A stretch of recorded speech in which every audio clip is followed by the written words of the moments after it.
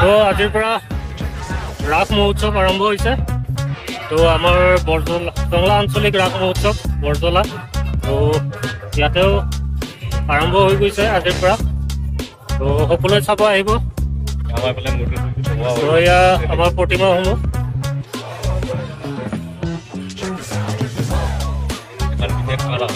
এইখন কাৰাগাৰ, ইয়াতে শ্যামকানু মহন্ত, সিদ্ধাৰ্থ শৰ্মা সিহঁতক ৰখা হৈছে লগত। আৰু এইটো কোন মহন্ত আছিল আৰু ছোৱালীটো চাই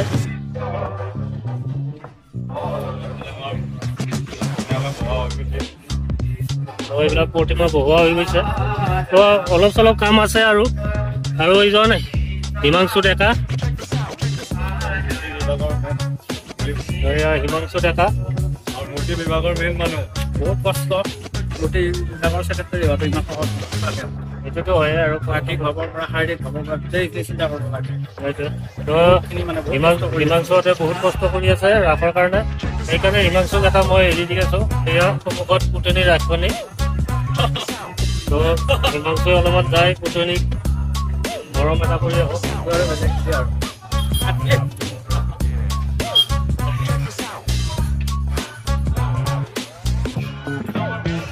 তো এইটো আমাৰ ৰাসৰ মেইন যিটো মন্দিৰ ভাগ,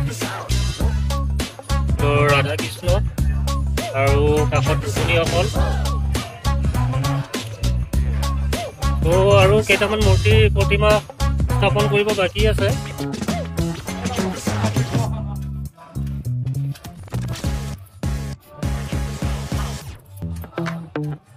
তো এইপিনে আৰু কাম চলিয়ে আছে।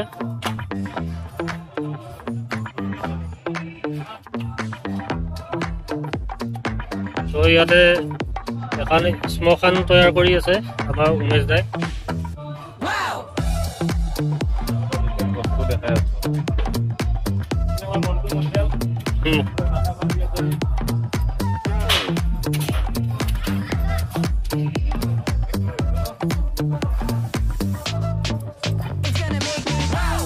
তো আহিব সকলোৱে, কালিৰ পৰা আৰু ভাল লগা হ'ব। আজি কাম কাজ কিছু বাকী আছে কৰিব ডেকৰেশ্যনৰ। আৰু সন্মুখত আমাৰ গাঁৱৰ মহিলাসকলে চাফ চিকুণৰ কাম কৰি আছে ৰাসভূমি। আৰু ইপিনে আমাৰ চক্ৰ বিহুটো, যোৱা বছৰৰ এইটো বিশেষ আকৰ্ষণ আছিলে আমাৰ ৰাস মহোৎসৱৰ। আৰু ইয়াতে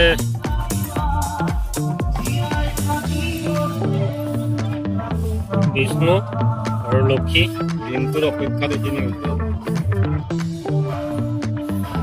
আৰু এইফালে গোপনীসকলে গা ধুই আছে। শ্ৰীকৃষ্ণই বাঁহী বজাই আছে গাছত।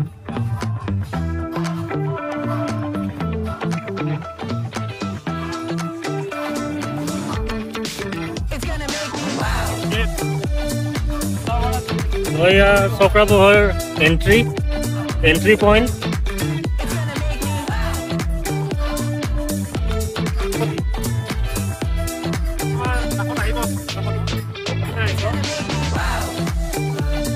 তো এইপিনে সন্মুখত যিখন অভাৰব্ৰিজ দেখি আছে, তো এইখনেৰে ৰাসভূমিত এন্ট্ৰি কৰা পইণ্ট।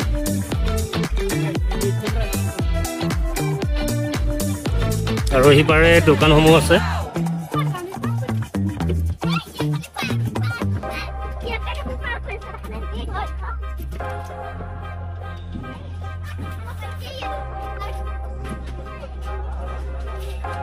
তো এইপিনে সকলো দোকানসমূহ হ'ব। আৰু ৰাস্তাটোত লাইটো দিয়া হৈছে। তো সকলোৱে আহিব ৰাস চাবলৈ, টংলা আঞ্চলিক ৰাস মহোৎসৱ বৰজলা খেলপথাৰ।